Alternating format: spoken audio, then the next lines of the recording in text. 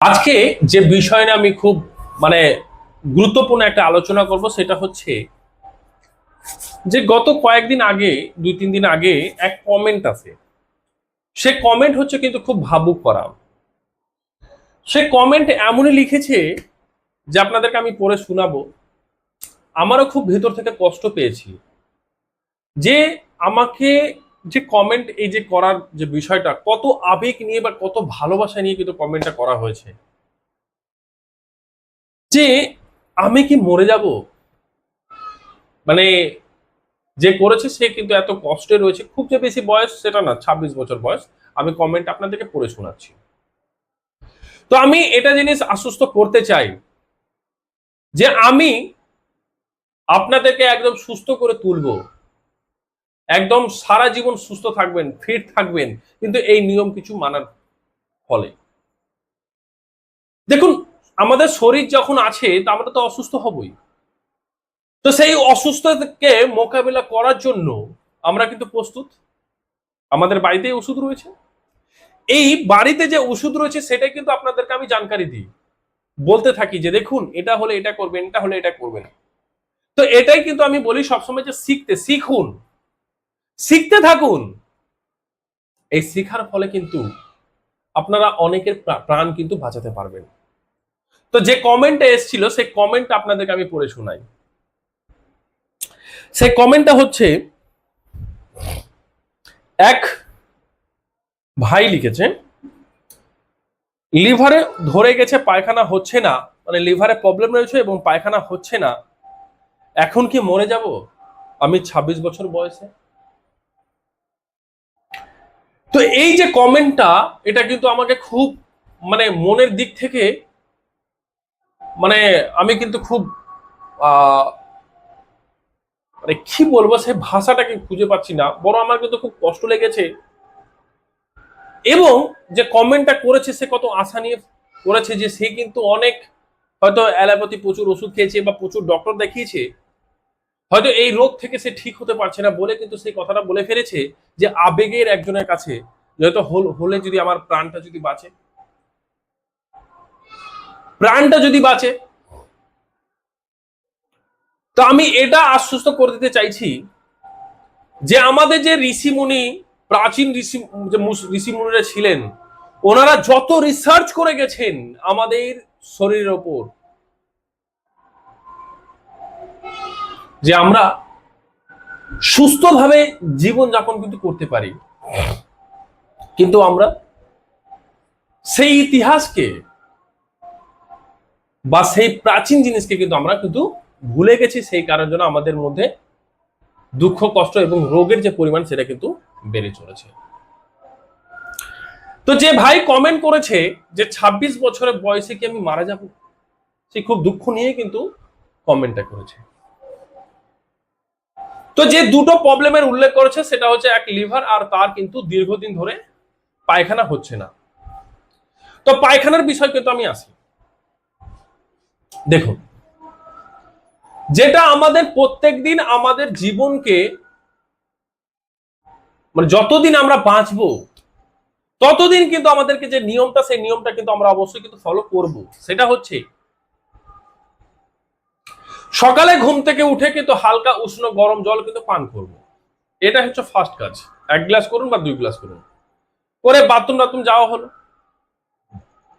হওয়ার পরে তার আধা ঘন্টা পরে যাদের প্রচন্ড হারে অ্যাসিডিটি আছে তারা কি করবে, বাথরুম থেকে করে এসে আধা ঘন্টা পরে 1 গ্লাস জল নিবে, নিয়ে অর্ধেক চামচ জিরা দিয়ে দিবে, জিরা দিয়ে সেটাকে 5-7 মিনিট কিন্তু ফুটিয়ে নিতে হবে।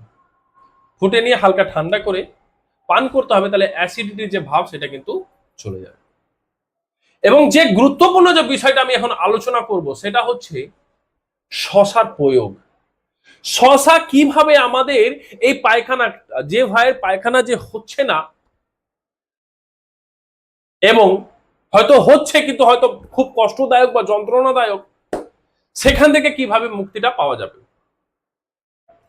খাবার খাওয়ার আগে, সকালে এবং হচ্ছে দুপুরে, খাবার খাওয়ার আগে অন্তত একটা বা দুটো শশা, আগে শশাটা খেয়ে নিব, তারপরে কিন্তু আমি ভাত ডাল সবজি খাবো।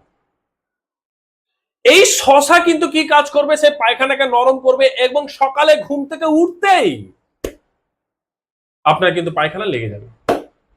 100% আমি গ্যারান্টি দিয়ে বলছি আপনাদেরকে, সে পায়খানাটা কিন্তু নরম হবে এবং খুব স্মুথলি ভাবে কিন্তু বেরিয়ে যাবে।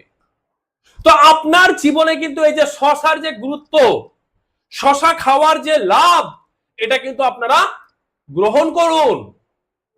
প্রত্যেকটা দিন যে খাবার খাবেন তার ঠিক 1 মিনিট আগে প্রথমে শশা খাবেন, শশা খেয়ে তারপরে কিন্তু ভাত খান।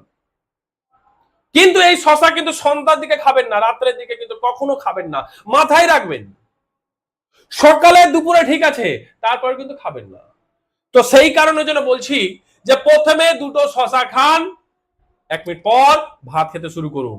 সকালে দুপুরের দিকে দুটো শশা খান, তারপর ভাত খেতে শুরু করুন। দেখুন আপনার জীবনে অনেক বড় কিন্তু পরিবর্তন কিন্তু নিয়ে আসবে। যাদের পায়খানাতে অতিরিক্ত সমস্যা, সেই সমস্যা চলে যাবে।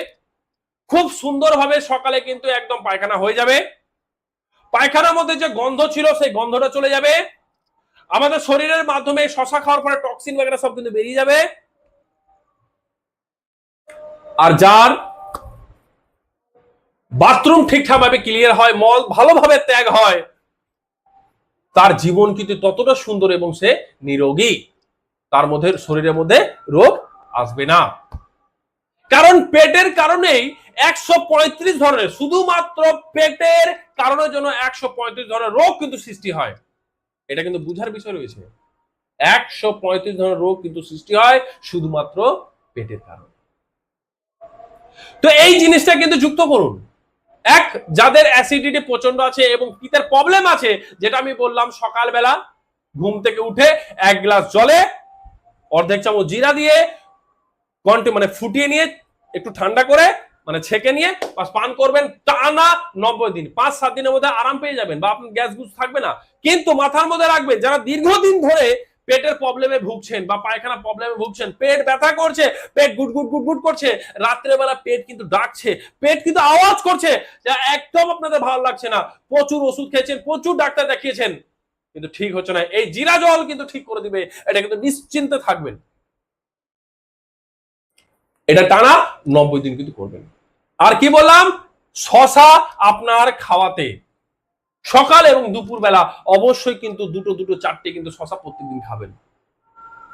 একদম আপনার জীবনকে খুব সুন্দর তৈরি করে দিবে। মাথায় রাখবেন। তো একদম আমি যতদিন জীবিত আছি আপনাদের জন্য আছি, আপনাদের জন্য আমি কাজ করব। আমার হাজার কষ্ট হলেও আপনাদের জন্য কিন্তু আমি কাজ করব, এটা কিন্তু মাথায় রাখবেন। সেই কারণের জন্য আগামীকাল মানে অর্থাৎ শনিবার সকাল 8টা থেকে রাত্রি 8টা পর্যন্ত আমি কিন্তু আপনাদের ফোন কিন্তু রিসিভ করব। সেই সময়টা কিন্তু ফাঁকা রেখেছি। আপনারা ভাবছেন যে স্যার আমাদের ফোন রিসিভ করছেন না, সেটা না। বিষয়টা হচ্ছে প্রচন্ড হারে গরম পড়েছে, সেই কারণে স্কুলের যে প্রোগ্রাম সেগুলো কিন্তু আমি ক্যান্সেল করে দিয়েছি। স্কুলের অনেক বড় লিস্ট আমার কাছে পড়ে রয়েছে যে স্যার আপনারা স্যার আপনি আসুন স্যার, কিন্তু অ্যাকচুয়ালি এত গরমের মধ্যে কিন্তু করা যাচ্ছে না। আর আমাদের এখানে কারেন্টের লোড সেটিং একদম থাকছে না, কারেন্ট চলে যাচ্ছে। এবার বলুন, গরম অতিরিক্ত লাগছে, একটু অসুবিধা হচ্ছে। এবার আমি জানি যে আমি আপনাদের ফোন রিসিভ করছি না, তো আপনাদের কত অসুবিধা হচ্ছে সেটাও রেখেছি। সেই কারণের জন্য আগামীকাল আমি টোটাল 12 ঘন্টা আপনাদের ফোন রিসিভ করব। আপনারা সকাল 8টা থেকে রাত্রি 8টা পর্যন্ত যে কোনো সময় আপনারা ফোন করবেন, আপনাদের ফোন কিন্তু আমি রিসিভ করব। এবার কি করে লিঙ্কটা পাবেন বা কি করে নাম্বার পাবেন, দেখুন প্রোফাইলে ডিসক্রিপশন যান, নলেজ ফর গুড হেলথে যান, দেখুন ক্লিক করুন, আমার নাম দেখাবে, তার নিচে দেখুন হোয়াটসঅ্যাপ নাম্বার, কন্ট্যাক্ট নাম্বার একই আছে, দেখুন নাম্বারটা নিয়ে নিন এবং হোয়াটসঅ্যাপ এবং টেলিগ্রাম গ্রুপে যান, ওখানে ক্লিক করুন, জয়েন করে নিন। কারণ ওখানে আমি নোটিফিকেশনটা কিন্তু দিয়ে দিই যে আমি কবে ফাঁকা আছি, কবে ফ্রি আছি, কবে ভালো করে কথা বলা যাবে। এবং আরেকটা যে বিষয় আলোচনা করি, যে ওখানে একটা পায়খানা হচ্ছে না সেটা একটা নিয়ে আলোচনা করেছে। তো ওখানে কি করতে হবে, যদি দীর্ঘদিন তোর পায়খানা হয় তো একটা জিনিস আরেকটা দেখতে হবে যে নাভির এখানে আমার কোনো নাভির এখানে নাটা সরে গেছে কিনা। তো নাভির যে আমি ভিডিও দিয়েছি সেই ভিডিওটা একবার কিন্তু দেখে নিয়ে 2-3 বার কিন্তু সেই ব্যায়ামটাকে করে নিতে হবে, তার ফলেও কিন্তু ক্লিয়ার হয়ে যেতে পারে যদি নাভি সরে থাকে। তো এবার দ্বিতীয় নম্বর যে বিষয়টা ছিল সেটা হচ্ছে লিভার নিয়ে।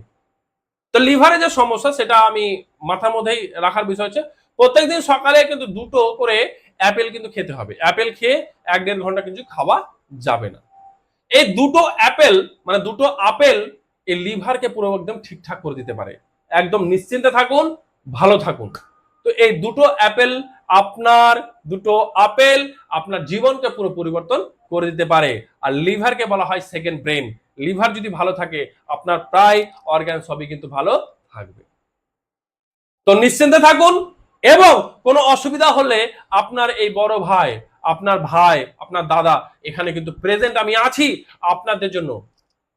এবং যে বয়স্ক মা বাবা দেখছেন আপনার এই ছেলে এখন জীবিত রয়েছে, একদম চিন্তা করবেন না, আপনাদের জন্য কিন্তু আমি রয়েছি। আমার হাজার কষ্ট হলেও আপনাদের জন্য কিন্তু আমি রইব, থাকবো। তো নিশ্চিন্তে থাকুন, ভালো থাকুন, সুস্থ থাকুন আর সকলকে ভালো রাখুন এবং সব সময় হাসি মুখে থাকবেন, একদম দুঃখ করবেন না। জানবেন এই অমিত রয়েছে আপনাদের পাশে। তো ভালো থাকুন, সুস্থ থাকুন এবং শিখতে থাকুন।